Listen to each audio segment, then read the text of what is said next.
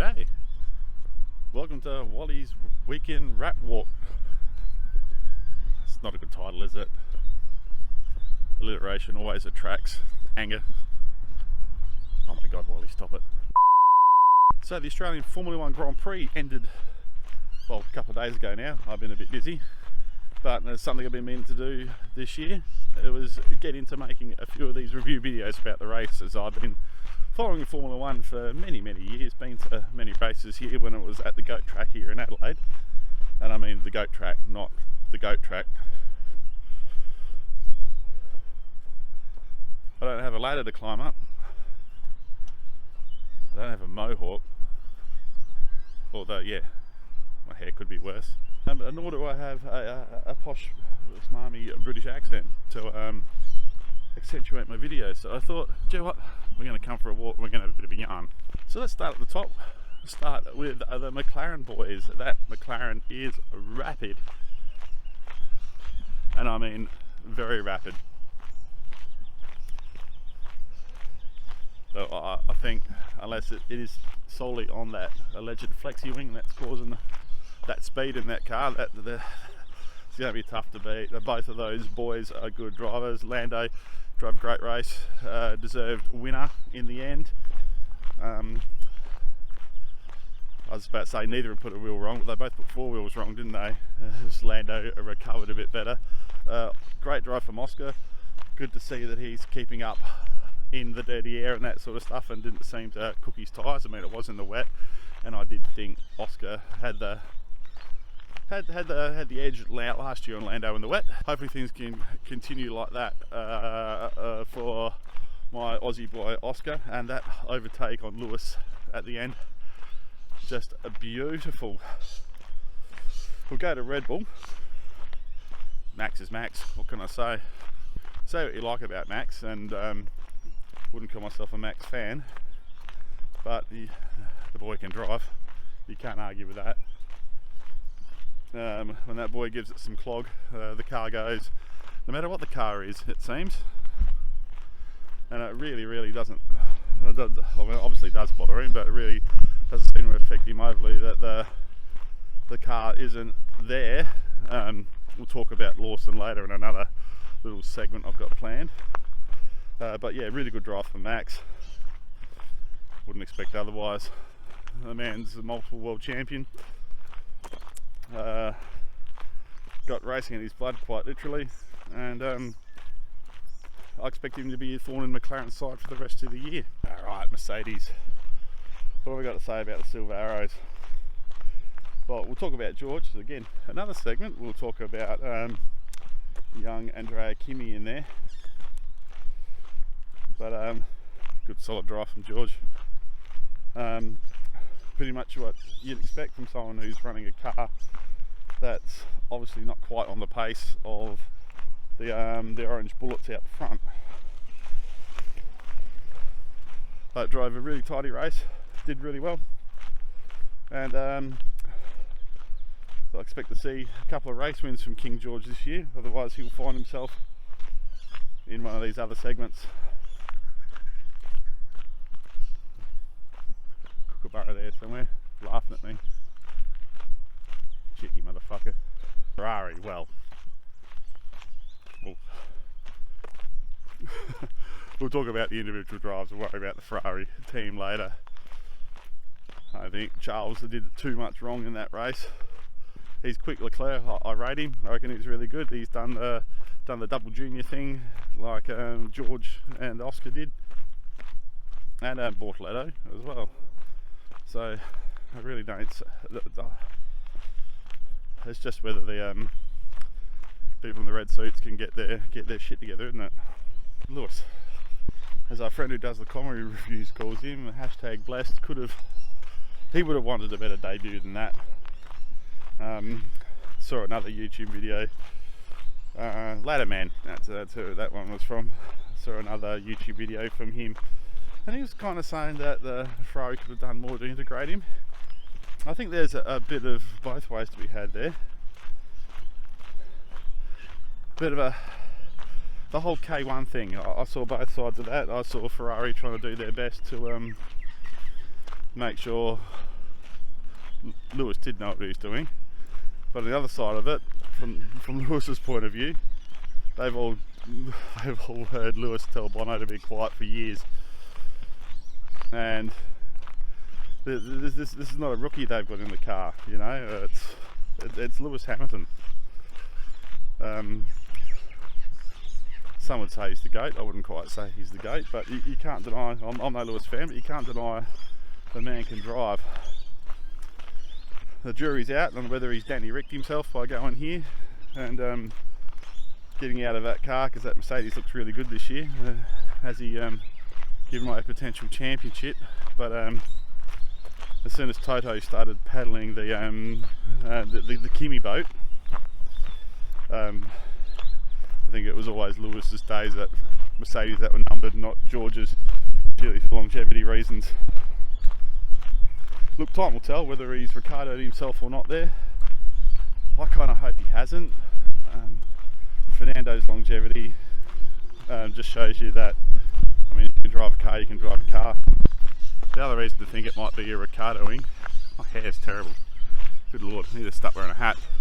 The other thing, the reason why I say it's a Ricardoing is it these cars. I think a lot of Danny Rick's problems were down to these modern, these downforce cars. Like, I know he had the one bad year at McLaren before the new rules came in. However, beat both the guys that he was asked to in Renault. And to be fair, he held his own against Yuki, but I get Red Bull where Red Bull come from there. He should have dunked on Yuki. Oh, it's pretty over there. Must be the water.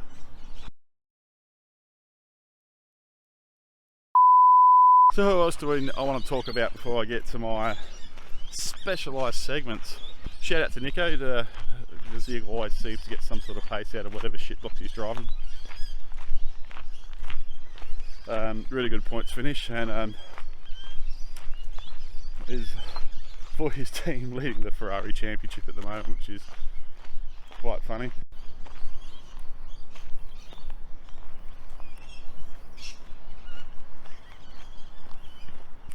Yeah, he seems to be able to extract some pace out of that green wheelie bin that he's driving.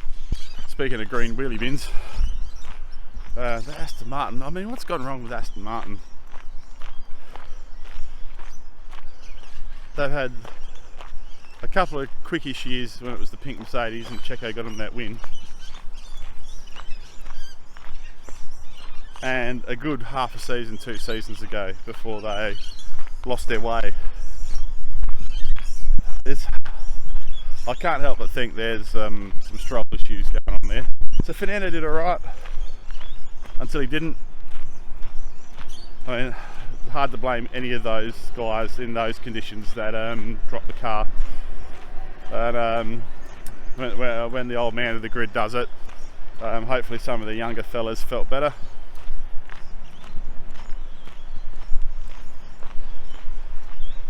Which brings me to Yuki.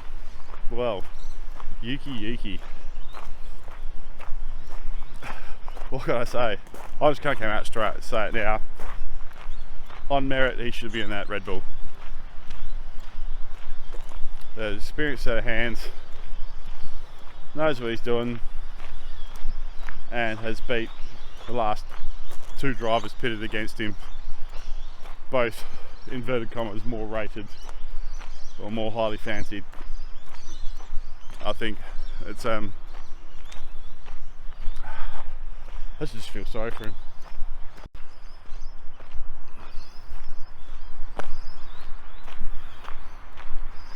I think Gasly's the last one I'm going to talk about before I head into my more detailed sections. He did alright. That Alpine's, I think, surprised everyone with the turn of pace this year, and if that Renault engine is as bad as people say it is, it bodes well for the rest of the season. I mean, obviously we know they're not going to be running the Renault motors. Is it next year? New rules come in, they're going to run Mercedes power units. I think it's sad for the sport personally.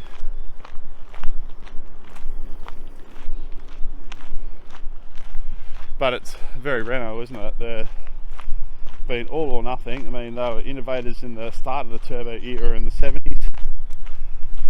Obviously the Renault engine was the engine to have in the late 80s, early 90s, at the start of the V12, V10 era. And yeah, it's sad to see him in the sport. I even think the whole Alpine thing, I didn't expect them to drop the Renault motors, but I saw it was going to a more Nissan focused sort of arrangement at that stage rather than full Renault. And them getting rid of their engines is the end of it, unfortunately. But I don't know, perhaps the de-Frenchification of the team will do them well in the long run.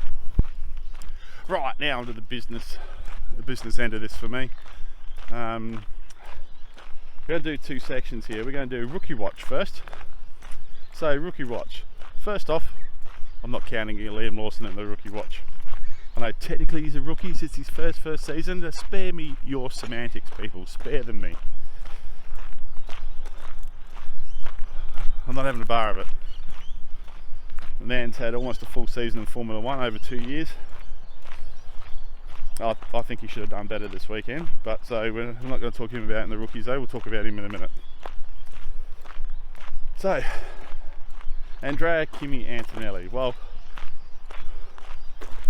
I'm really the first one to eat a big, large bit of humble pie on that boy. I watched his Formula 2 career last year. Didn't think he was that great. What can I say? Race day came and wow, what a drive to get up where he was. Alright, a lot of that was good tyre strategy and that sort of stuff from the team, but you'd expect that from Mercedes. But he made the most of what he had. And he also made a really good pass around the outside of the fast section at the end of the back straight there, or in the middle of the back straight. Towards the end of the race, it was past Albon, I think it was. Yeah, that's the one, past Albon. Really good race, despite screwing his qualifying up by making a little mistake. I kind of thought he was going to be like his namesake, Andre de Cesaris. Those of you of a certain vintage will remember that name. But like I said, I'm eating a big slice of humble pie, so which avoids him being in the next category. But let's hope it continues, and I think it's only good for the sport if we got these young kids coming through and they do really well like that. Next we'll go to Gabriele Bortoleto. What can you say? Had brake problems through the whole race and still managed pretty much keep it on the island. Did quite well. Obviously not the pace of Nico, but yeah, brake problems. And then the suspension finally died at the end on him, which was all a bit weird really. I still haven't seen a decent explanation for that anywhere online yet, but positive things. We'll give him a pass mark on rookie watch for that one. Ollie Behrman. Can we give Ollie a pass mark? Look, he dropped it a bit, didn't he? Dropped it a lot. I really don't want to hate on the kid too much because I do like the cut of his jib, but again, it wasn't great. I mean, they're saying the Prema wasn't great last year in the Formula 2. They didn't get their head around the new car, but dearie me, not a good start. You bin it in practice and cut your own practice time down. You're going to end up at the back of the grid, and then to drop it in practice before qualifying and not be able to get your car out, that's, dare I say, it's a rookie mistake, so we'll allow it, but no pass mark for me this race for Behrman. We'll see how he goes next time. I'm not going to smite him with Waly's hammer yet, but let's keep an eye on him. Isaac Hadjar, quick all weekend, did practice and whatnot, did quite well. I mean, and then as our mate with the mohawk would say, shagged into the wall at the first available opportunity. And by the first available opportunity, I mean on the warm-up lap. Alright, It's not the only one to cause problems under safety car conditions or warm-up lap conditions. Looking at you, Lance Stroll, and you too, Danny Rick. I think you spun it last year or the year before in safety car conditions. Not great. Or even Checo, who dropped it on the sighting lap at Spa. Not great. I wonder why he doesn't have a drive anymore. But anyway, it's like, again, I think Hajar's quick, having followed his younger career, but I think he's still very mistake prone and very raw. If there was ever any thought of him getting that Red Bull drive, I think he's already dropped that. And I'm just going to call you out here, Helmet. Absolute disgrace for you to say it's embarrassing for the kid to cry. I think it's great the drivers show some emotion and stuff.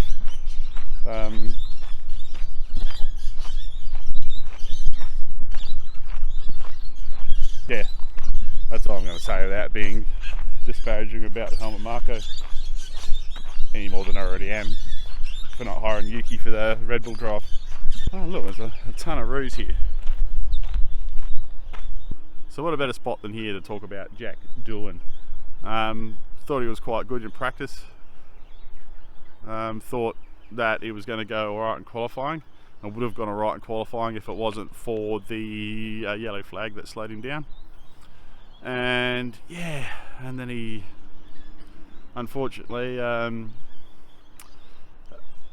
had a visit with Barry R after a bit of a dodgy. Had a visit with Barry R after an upshift, and that was the end of it for him. Lap 1. I said not good with Argentinian Senna breathing down your neck. Where was it before I ran out of storage? Argentinian Senna, that's right. Yeah, so not good for Jack. It's good to see Oliver Oakes has finally come out and said they've probably put a bit of pressure on Jack by signing him and then signing 157,000 reserve drivers. So I hope he goes quick, but look, it's Flavio. The Formula 1 veteran in me says it's a fait accompli, and short of winning a race, he'll be replaced for being not good enough. It'll be you beat Gasly, or you're not going, or you're going. Yeah, unfortunate for Jack. I like him. I thought his dad was fantastic watching MotoGP over the years, and I think would have been a good asset for the sport in general. But you know, people say Formula 1's a meritocracy. It's very much not, and unfortunately this is what happens. If it was a meritocracy, would he even be there? Yeah, I think he would be, and he probably would have got a bit of better support in his Formula 2 seasons as well, and got a better drive earlier than he did. And they had half a season of Formula 2 with a cracked chassis, didn't help him either. So anyway, let's hope Jack does better for everyone's sake. I think not just Aussie's sake, but I think for everybody. I think it'll be an asset to the sport. Speaking to the final segment of this little video, I mean, this is how well this video is planned. I've run out of storage filming this on my phone, so hopefully it turns out alright and I'm not too embarrassed to publish it. I think I'm going to publish it anyway and just get the ball rolling. You can only get better. Don't set the bar too high, Wally. Anyway, my favourite segment, Fraud Watch. So, Fraud Watch. I had put Alex Albon in the Fraud Watch, but I think he's removed himself from it straight away. A little quicker than science for most of the weekend, and didn't bin it, and got himself a very credible points finish. And Williams are off the mark in the first round of the season and have a competitive car straight away, which is absolutely fantastic for Williams. Being a Nigel fan from years ago, I'm a bit partial to the Williams brand, even though it's not what it used to be. And yeah, so it was good to see him up there. So I think we'll put a line through to Alex Albon on the fraud list, and we'll cover him in the as a regular driver until further notice.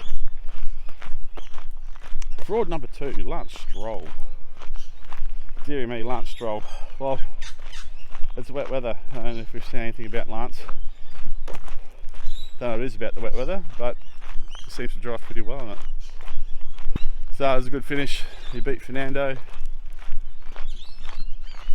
and didn't bin it like a lot of other people did during the race. So fair play to the kid. Fair play to the man. He's done pretty well.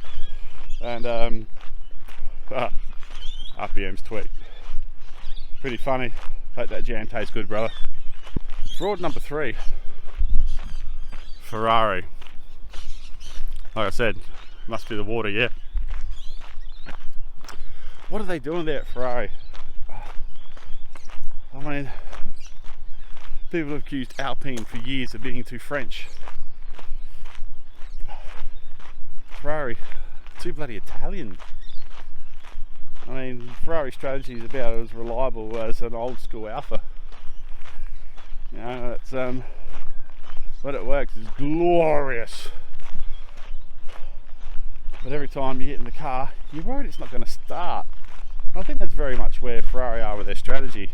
It's either absolute genius or it's been. I mean, yeah. I don't know, man. That's what I mean about Lewis. Has he Danny Ricked himself? Is he gone to a team that just doesn't have the chops to win a world championship? I mean, there's a lot of speculation saying that Ferrari have just signed him for the money and the sponsorship that he brings in, and just the clout of having a 7-time world champion driving your car. And if you can't win one, you buy one, I suppose. But they've got to get their shit together. And the performance of the car just wasn't there all weekend. I mean, everyone's like the Ferrari hype train. Oh, Lewis is here, Leclerc, strongest line up on the grid. Bullshit. Piastri and Norris are the strongest pairing on the grid. Hope for everyone's sake and the neutral fans' sake that they can get their shit together. Not get rid of the "we are checking" meme, and now the water meme. And actually provide a decent car and some decent strategy for those two lads, because Leclerc deserves more than he's got from that team since he's been there. Speaking of the devil, there's an old school Alpha driving up the road now. Obviously his started today. And yeah, like I said, I'm not a huge Lewis fan, but I'm more of a Lewis fan than I was a Schumacher fan, and I'd like to see him get the 8. I think I would. I'd like to see him get his 8th championship, then right off into the sunset. So who's next on my fraud list? Liam Lawson. Don't get the hype around Liam Lawson. Never have got the hype. And before you start saying me I'm hating on my Kiwi brothers there, I think Shane Van Gisbergen is the GOAT and probably one of the most versatile race drivers I've ever had the pleasure of watching. Like Scotty Mac too, he's rapid. But I don't know, I don't think Lawson's got it. I think it was a bad choice by Red Bull to put him in the car. I think he's undone. Even with the 10 race, what's he got? 10-15 races now under his belt. And miles off the pace all weekend. Alright, there was some technical issues that curtailed his qualifying performance and whatnot stuff. But Kimi Antonelli, with a lot less races than you, in your teammate finishes second ahead of Kimi's car, and Kimi drives from the back of the grid and goes through. Liam in the leading car, back marker, entire race. The entire race. Overrated, overhyped, and I refuse to put him on the rookie list, so he stays on the fraud list until further notice. And lastly for the fraud list, we have Mohammed bin Salams, or Mohammed bin Silly Man, as I like to call him, and the FIA. I mean, let's see, there's plenty of swearing on the radio. Let's see what they do about that swearing shit. I'm supposed to say that and I get fined. And just a general shout out to the other YouTubers around the place. Yeah, absolute crap what FOM are doing to your guys' channels. I feel for you all, especially FP1 Will, man. You have to go through all that sort of stuff. RPM I can understand, but at least he's out of witness protection now, and he's back making content for us. Humour might be a bit off colour sometimes. Already we've had a bit of up and down, but we've had Antonelli lose position, then they'll be giving it back. But hopefully Johnny Herbert being replaced, and some sort of consistency hopefully this year in the stewarding box would take them off the fraud list. But Mohammed, what's with the V10 engine thing, mate, all of a sudden? What's with it? I don't get it. I absolutely don't get it. You've just got a whole heap of guys in on a brand new engine rule.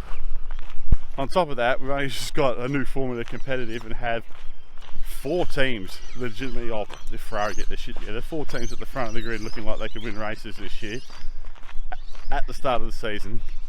I mean, what the hell's going on, Mo? Really, mate? I'd love to hear the screech of the V10s again myself. I think they were great. But you just got a whole heap of new manufacturers in on this new engine formula, and then you pulled the rug out from underneath them and told them, and you're speculating this V10 thing. I know what you've done for it, mate. You're losing the popularity contest amongst the fans and the drivers and the teams, and it's a stunt. I'm calling it now. It's a stunt. I'll be very surprised if we see a V10 in a Formula 1 car in the near future. And let's go to my final fraud. So I just remembered him. Festi Esti. So let me get this straight. Daniel Ricciardo, admittedly a bit slower at the end of his career, but doesn't bin cars. Recently been lauded by Liam Lawson for being the only driver in the grid to congratulate him on getting a drive. Catered by my feelings about Liam Lawson, of course.